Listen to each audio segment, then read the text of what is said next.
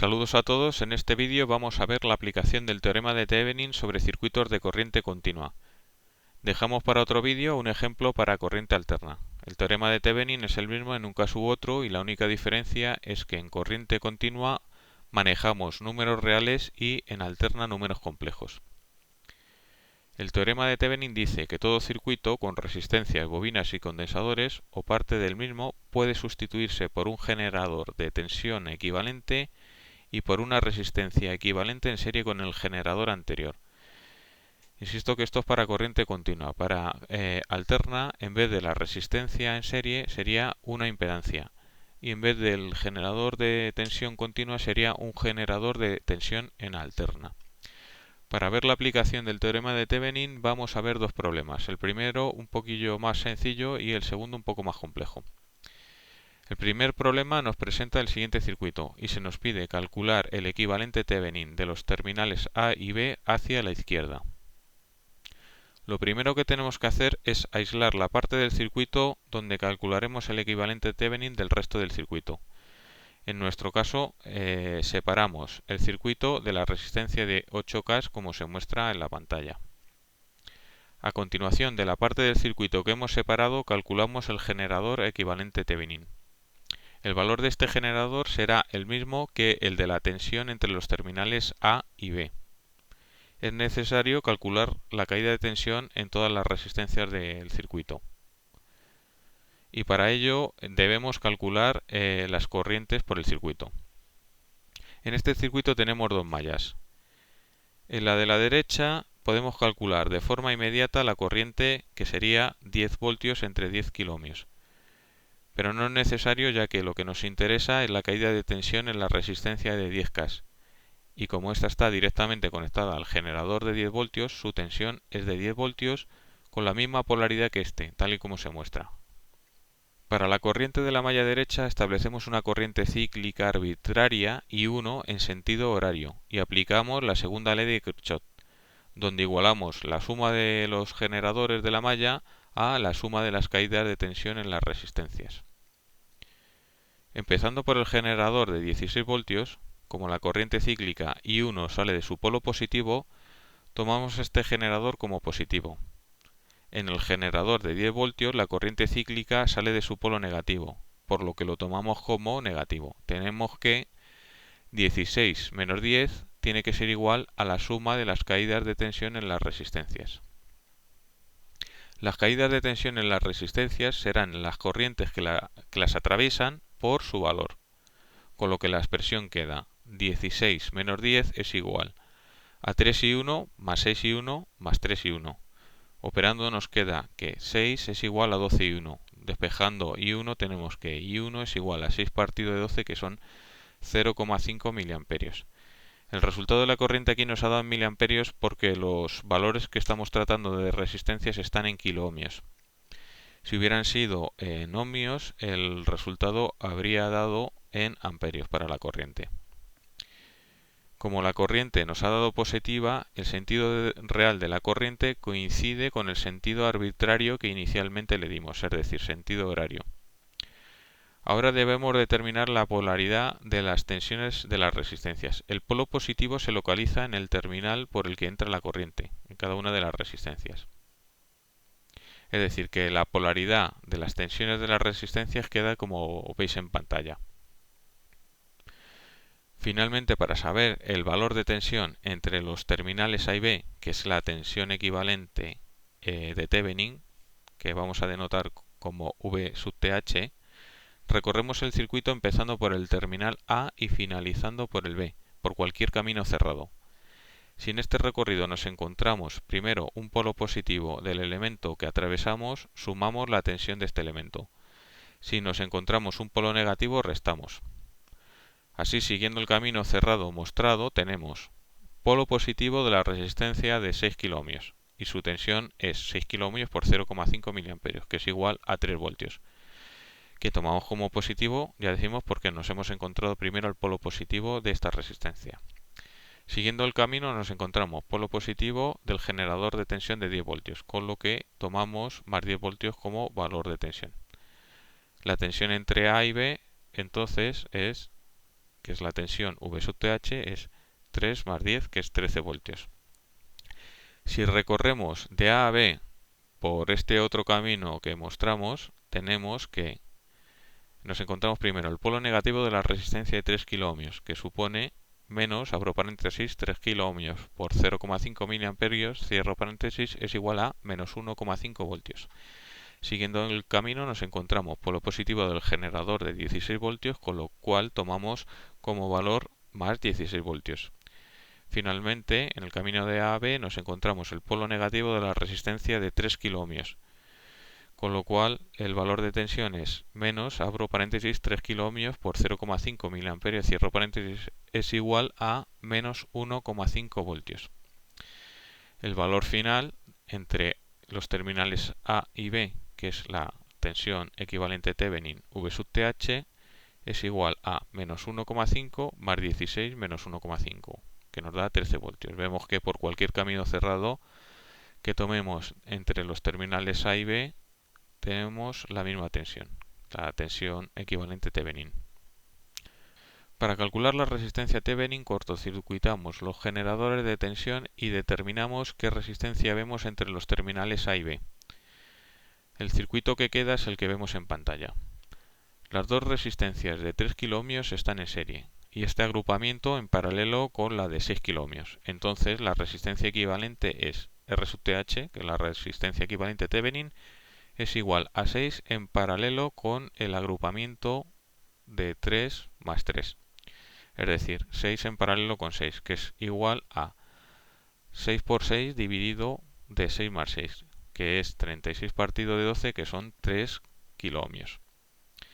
Ya podemos sustituir todo el circuito entre los terminales A y B hacia la izquierda por su equivalente Thevenin, que es el que vemos en pantalla, que tenemos un generador Thevenin de 13 voltios en serie con una resistencia Thevenin de 3 kiloohmios.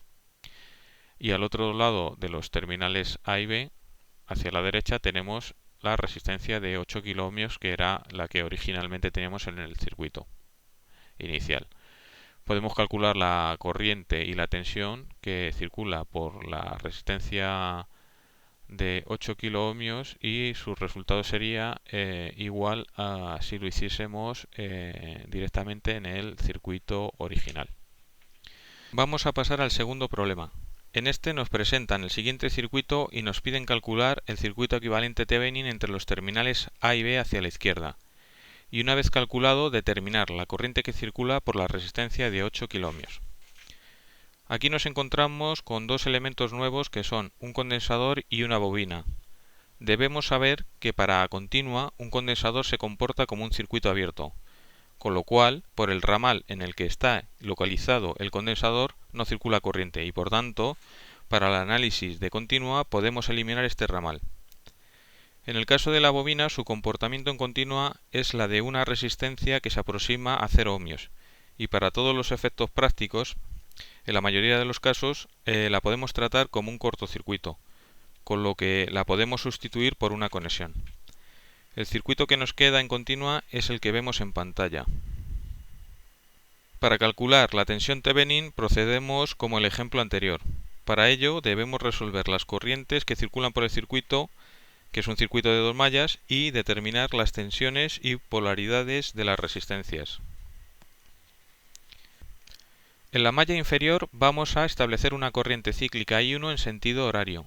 Y en la malla superior establecemos una corriente cíclica I2 en sentido igualmente horario. Empezamos por determinar la ecuación de la malla de abajo. Solo tenemos un generador de tensión, que es el de 10 voltios, y como la corriente cíclica I1 sale de su polo positivo, lo tomamos como positivo. Tenemos la siguiente ecuación.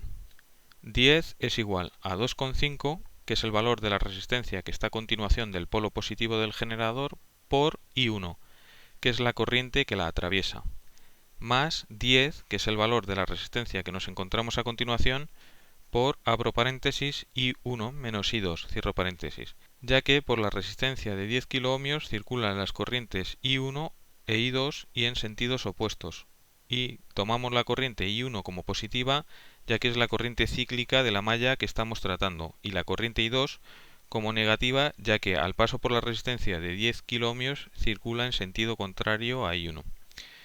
finalmente más 2,5, que es el valor de la siguiente resistencia, pero por I1, que es la corriente que la atraviesa.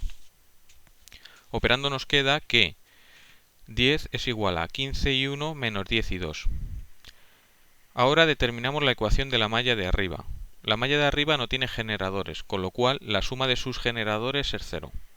0 es igual a 5I2 más 5I2 más 10 por, abro paréntesis, I2 menos I1, cierro paréntesis. Como en la malla de abajo, la resistencia de 10K es atravesada por I2 e I1, con sentidos opuestos, pero ahora tomamos como corriente positiva I2, ya que es la corriente cíclica de la malla que estamos tratando. Operando nos queda que 0 es igual a menos 10I1 más 20I2. Voy a resolver el sistema por el método de reducción, pero vosotros lo podéis hacer por el método que más fácil os parezca. El método de reducción consiste en hallar un sistema equivalente al original en el que una de sus ecuaciones solo tenga una incógnita.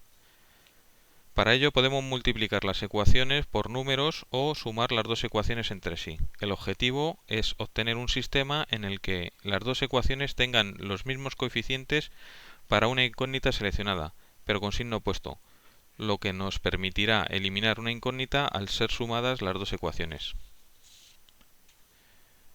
En el sistema que tenemos, bastaría multiplicar la primera ecuación por 2 para tener los mismos coeficientes de la incógnita I2, pero de signo opuesto, y al sumar las dos ecuaciones obtendríamos otra en el que solo aparece la incógnita I1. Pero no lo voy a hacer así. Voy a explicar un caso genérico para coeficientes enteros, ya que es posible que en otra ocasión tengamos un sistema en el que no sea tan evidente la operación a realizar. Voy a eliminar la incógnita I1. Para ello partimos de las dos ecuaciones que tenemos y nos fijamos en los coeficientes de la incógnita I1, sin tener en cuenta el signo. El primer paso que damos es calcular el mínimo común múltiplo de estos dos coeficientes. Descomponemos 15, que es igual a 5 por 3, y 10, que es 5 por 2. El mínimo común múltiplo que nos queda es 5 por 3 por 2, que es 30. Ahora, para determinar por qué número multiplicamos cada ecuación, dividimos el mínimo común múltiplo, 30, por cada uno de los coeficientes de las incógnitas I1, sin tener en cuenta el signo. Y este número que nos va a dar es por el que vamos a multiplicar toda la ecuación. En el caso de la primera ecuación, dividimos 30 entre 15 y nos da 2. Con lo cual, vamos a multiplicar toda la ecuación por 2. Y queda que 20 es igual a 31 menos 20 y 2. En el caso de la segunda ecuación dividimos 30 entre 10, queda 3, y multiplicamos toda esta ecuación por 3, y nos queda que 0 es igual a menos 31 más 62. En el caso que tuviésemos un sistema de ecuaciones en el que los coeficientes de la incógnita a eliminar tuvieran el mismo signo, los dos positivos o los dos negativos, uno de estos dos números que hemos hallado para multiplicar las ecuaciones deberíamos tomarlo como negativo. Por último, decir que para un caso aún más genérico, en el que los coeficientes de la incógnita a eliminar no fueran enteros, solo multiplicaríamos una de las ecuaciones por una fracción, cuyo numerador sería el coeficiente de la incógnita de la otra ecuación y cuyo denominador sería el coeficiente de la incógnita de la propia ecuación. El signo de esta fracción sería positivo si los coeficientes originales de la incógnita a eliminar fuesen de signos opuestos y negativo si fuesen del mismo signo. Esto se comentará en más detalle en un vídeo en el que trataremos sobre este tema. Volviendo a nuestro sistema equivalente, y si sumamos ambas ecuaciones tenemos como resultado esta otra. 20 es igual a 42. Despejando I2 tenemos que I2 es igual a 20 partido de 40, que es igual a 0,5 mA. Sustituimos I2 en cualquiera de las otras dos ecuaciones. Vamos a sustituirla en la segunda y tenemos que 0 es igual a menos 31 más 60 por 0,5. Operando tenemos que 31 es igual a 30. Despejamos I1 y tenemos que I1 es igual a 30 partido de 30, que es igual a 1 mA. Ambas corrientes nos han dado positivas, lo que significa que el sentido real de las corrientes son los sentidos arbitrarios que dimos al principio, es decir, sentido horario. Ahora determinamos la polaridad de las tensiones en las resistencias. Como en el ejercicio anterior, el polo positivo de la tensión en cada una de las resistencias es aquel terminal por el que entra la corriente que la atraviesa. En las dos resistencias de 5 kΩ la polaridad está bastante clara, porque solo son atravesadas por I2. Lo mismo sucede con las dos resistencias de 2,5 kΩ, que son solo atravesadas por I1, y las polaridades de sus tensiones queda como veis en pantalla. En el caso de la resistencia de 10 kΩ sabemos que es atravesada por dos corrientes en sentidos opuestos, pero sabemos que la corriente mayor es la de I1, con lo cual la corriente total que circula por la resistencia de 10 kΩ tiene el sentido de I1, por lo que el polo positivo se sitúa en su terminal izquierdo. Entonces, para determinar la tensión entre A y B, vamos a recorrer el circuito por las resistencias de 5 kΩ y 2,5 kΩ que están en el ramal derecho. Por tanto, la tensión VAB, que es la tensión de Thevenin V sub TH, es igual a 5 por I2 más 2,5 por I1, es decir, 5 por 0,5 más 2,5 por 1, que es igual a 5 voltios. Ya tenemos la tensión equivalente Thevenin. Ahora vamos a calcular la resistencia Thevenin. Como en el ejercicio anterior, para calcular la resistencia Thevenin vamos a cortocircuitar los generadores de tensión. Solo tenemos un generador de tensión, que es el de 10 voltios. El circuito que nos queda es como veis en pantalla. Tenemos que determinar cuál es la resistencia total que se ve entre los terminales A y B. Pero la configuración de resistencias que tenemos es lo suficientemente compleja para no poder calcular la resistencia total mediante agrupaciones de resistencias en serie y en paralelo. En este caso lo que vamos a hacer es poner un generador exterior de prueba que vamos a llamar VP y determinando la corriente que este generador vierta al circuito podemos calcular la resistencia total que vemos entre los terminales A y B, que es la resistencia de Thevenin. Es decir, la resistencia de Thevenin va a ser la tensión VP entre la corriente que se genera. A esta corriente vamos a llamarla IP. Con lo cual la resistencia total R sub TH es igual a VP partido por IP. En este circuito que tenemos vamos a establecer tres corrientes cíclicas. La de la malla de la derecha la vamos a llamar IP, igual que la corriente total. La de la malla de la izquierda superior I2 y la de la malla izquierda inferior I3. Todas ellas en sentido antihorario. Empezamos determinando la ecuación de la malla de la derecha y tenemos que VP es igual a 5IP menos 5I2 más 2,5IP menos 2,5I3. Operamos y tenemos que VP es igual a 7,5IP menos 5I2 menos 2,5I3. A esta ecuación la vamos a denotar con la letra A.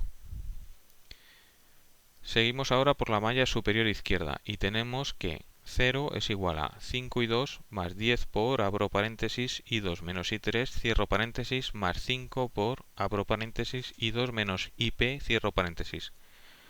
Operamos y tenemos que esta segunda ecuación es 0 es igual a menos 5IP más 20I2 menos 10I3. A esta ecuación la vamos a denotar con la letra B. Finalmente vamos a la malla inferior izquierda y tenemos que 0 es igual a 2,5I3 más 2,5 por, abro paréntesis, I3 menos IP, cierro paréntesis, más 10 por, abro paréntesis, I3 menos I2, cierro paréntesis. Operando nos queda que la ecuación de esta malla es 0 es igual a menos 2,5IP menos 10I2 más 15I3. A esta ecuación la vamos a denotar con la letra C. Ahora vamos a usar el método de reducción entre las ecuaciones B y C y vamos a hacer la siguiente operación. B más 2 veces C. Ponemos la ecuación B, que es 0 es igual a menos 5IP más 20I2 menos 10I3. Y abajo le vamos a sumar 2 veces la ecuación C, que es 0 es igual a menos 5IP menos 20I2 más 30I3. La suma nos da 0 es igual a menos 10IP más 20I3. Despejamos I3 y tenemos que I3 es igual a 1 medio de IP. Sustituimos I3 en la ecuación C y tenemos que 0 es igual a menos 2,5IP menos 10I2 más 7,5 IP. Operamos y tenemos que 0 es igual a 5IP menos 10I2. Despejamos I2 y tenemos que I2 es igual a 1/2 de IP. Ahora sustituimos los valores I2 e I3 en la ecuación A y tenemos que VP es igual a 7,5 IP menos 2,5 IP menos 1,25 IP. Operamos y tenemos que VP es igual a 3,75 IP. Y como sabemos que R sub TH es igual a VP partido por IP, tenemos que R sub TH es 3,75 kiloohmios. Ya tenemos todo el circuito equivalente Thevenin, que está compuesto por un generador de 5 voltios y una resistencia en serie con este de 3,75 kiloohmios.